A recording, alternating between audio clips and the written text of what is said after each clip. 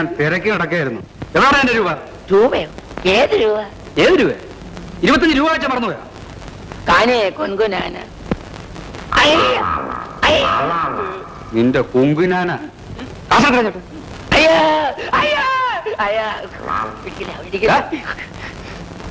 എന്താ മകനെ പെണ്ണടുക്കുന്നില്ലയോ? അവളെ കണ്ടവന്മാരോട് ഓടിപ്പോടാ. നിന്റെ ഒരു മന്ത്രവാദവും നിന്റെ അമ്മയുടെ തല ഒന്നുമില്ല.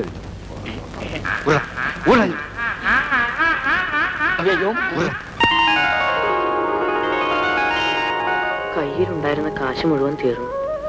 കട്ടെടുക്കാൻ തോന്നിയിരുന്നെങ്കിൽ ഇഷ്ടംപോലെ കാശ് കൊണ്ടുവരായിരുന്നു. ആരോരുമില്ലാത്തവനാണെന്ന് എന്തിനാ കള്ളം പറഞ്ഞേ? മുട്ടനൊരു കാറും പണക്കാരനായ അച്ഛനും ഒക്കെ ഉണ്ടല്ലോ. എല്ലാം ഉണ്ട്, പക്ഷേ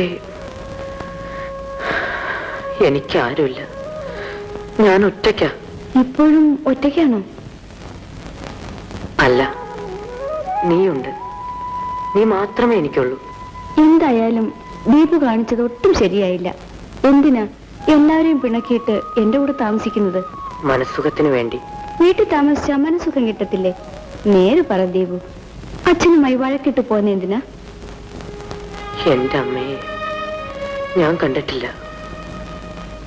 അമ്മയെക്കുറിച്ച് ആയ പറഞ്ഞ അറിവേ ഉള്ളൂ. അമ്മ സുന്ദരിയായിരുന്നു. അമ്മയെ അച്ഛൻ ജീവന് തുല്യം സ്നേഹിച്ചിരുന്നു. ഇതുവരെ ഇത് ഉണങ്ങിയില്ലേ? ഓ സാരമില്ല, അത് താനെ ഉണങ്ങിക്കോളും. ആ, നിനക്കൊരു രസം കേൾക്കണോ? ഇന്ന് നമ്മുടെ കമ്പനിയിൽ ഒരു വായ നോക്കി സ്വാമി വന്നിരുന്നു. എന്തിന്? നമ്മുടെ കുഞ്ഞിന്റെ ഭാവിയെ കുറിച്ച് പറയാൻ. എന്നിട്ട് എന്ത് പറഞ്ഞു? അവന് ഞാൻ തല്ലു കൊടുക്കാതെ പറഞ്ഞയച്ചു. കള്ളറാസ്കൾ. എന്തു പറ്റി?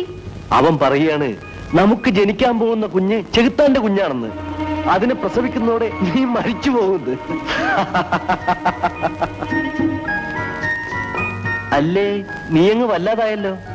ഇവന്മാരൊക്കെ പറയുന്നതിൽ വല്ല സത്യമുണ്ടോ? ബാബാ. അതിരിക്കട്ടെ, ഞാൻ മരിച്ചു കഴിഞ്ഞ എന്റെ കുഞ്ഞിനെ ചേട്ടൻ എങ്ങനെ വളർത്തും? ആ കള്ളസ്വാമി പറഞ്ഞ സംഭവിക്കുമെന്ന് വിശ്വസിക്കുന്നുണ്ടോ? അഥവാ അങ്ങനെ സംഭവിച്ചാൽ ആ ചെകുത്താന്റെ കുഞ്ഞിനെ ഞാൻ... ചേട്ടാ,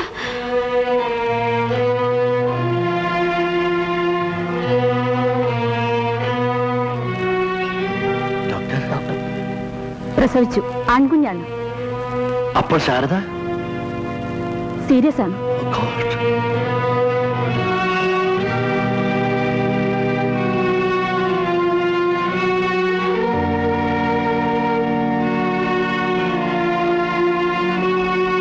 ശാരദ,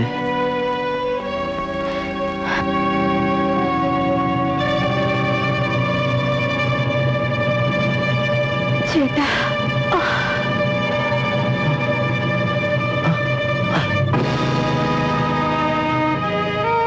അങ്ങനൊന്നും തോന്നരുത്.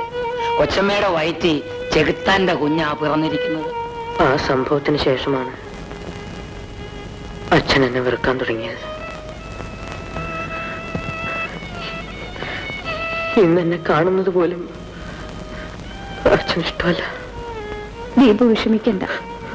ദീപുവിന്റെ മനസ്സ് ഞാൻ ഒരിക്കലും നോവിക്കില്ല. ദീപു, നമ്മൾ ഈ കരയിൽ ഒറ്റയ്ക്കല്ലേ ഉള്ളൂ. സഹായത്തിന് പോലും ആരുമില്ലല്ലോ. എന്തായാലും ആരുപദ്രവിക്കാൻ വരില്ല രാധേ. നാളെ മുതൽ നമ്മൾ എങ്ങനെ ജീവിക്കും? ഞാൻ എന്തെങ്കിലും ജോലി ചെയ്യും. കിട്ടുന്നത് കൊണ്ട് നമ്മൾ സുഖമായി കഴിയും. അതിന് ദീപുവിന് ജോലിയൊന്നും അറിയില്ലല്ലോ. പിന്നെ ആര് ജോലി തരും? ആരും തന്നില്ലെങ്കിൽ ഞാൻ ചുമടെടുക്കും. ദീപു, രാധേ, പോയി കിടന്നുറങ്ങും.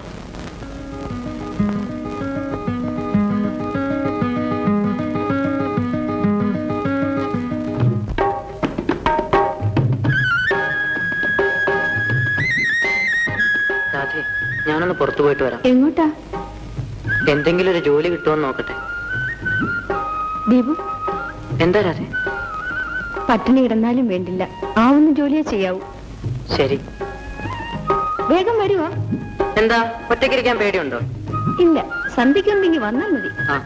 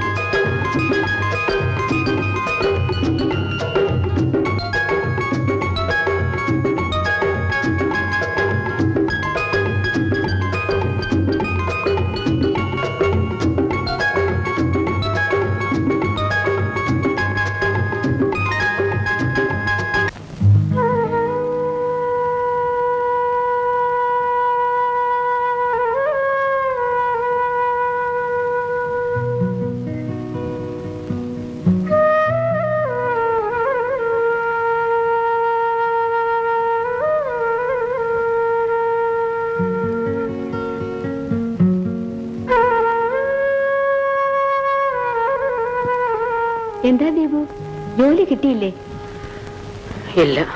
സാരമില്ല, നാളെ കിട്ടും.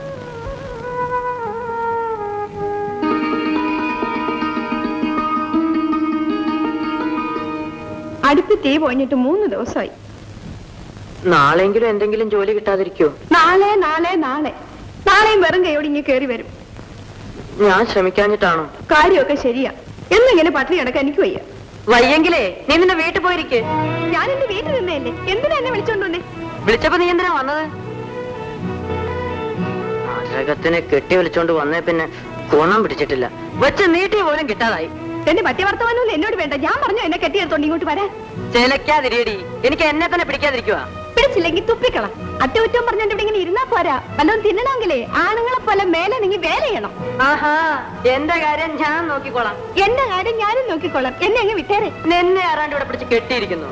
മനുഷ്യനെ വലയ്ക്കാതെ പോയി ചാവടി. ആറ്റിലേ ധാരാളം വെള്ളം നിറഞ്ഞു കിടപ്പുണ്ട്.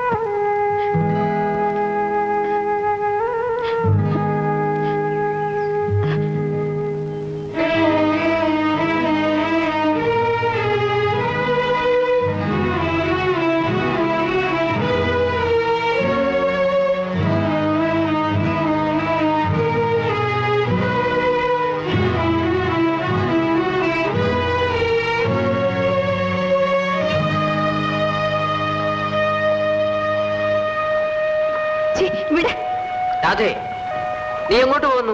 എന്നോട് ആരും ഒന്നും ചോദിക്കണ്ട. എനിക്കാരുമില്ല.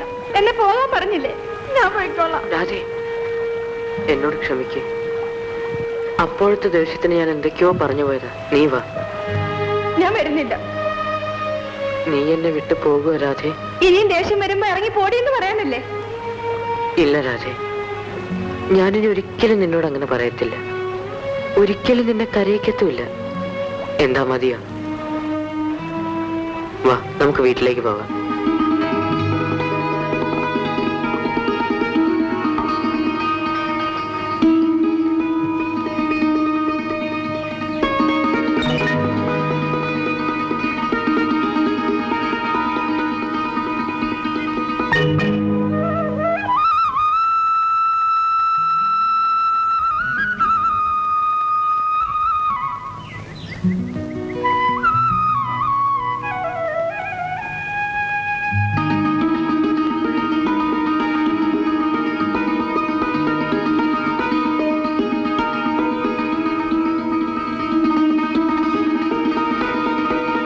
ജോലി കിട്ടിയോ?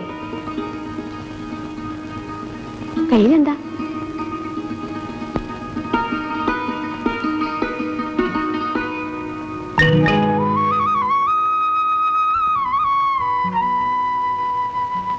നമുക്ക് വേവിച്ച് കഴിക്കാം.